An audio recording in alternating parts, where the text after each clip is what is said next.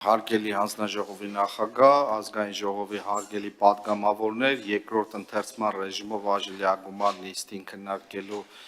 նպատակով ներկայացնում եմ սույն նախագիծը, հիշեցնեմ, որ նախագիծը վերաբերում էր էկոպարեկային ծառայողին սոցիալական երաշխիքներ տրամադրելուն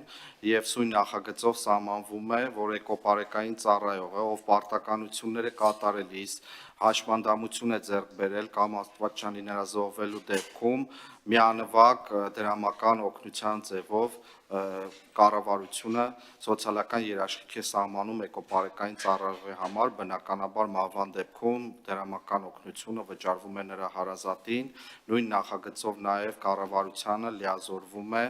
սահմանել դրամական օգնության չափը։ Բացի այդ նաև սույն նախագծով սահմանվում է, որ էկոպարեկային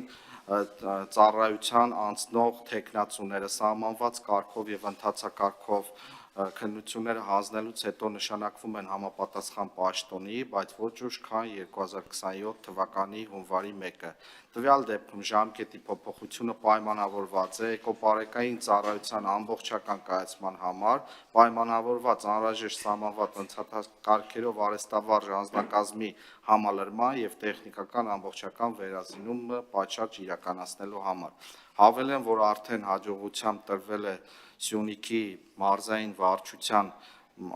էկոպարեկային ծառայության աշխատանքի մեկնարկը,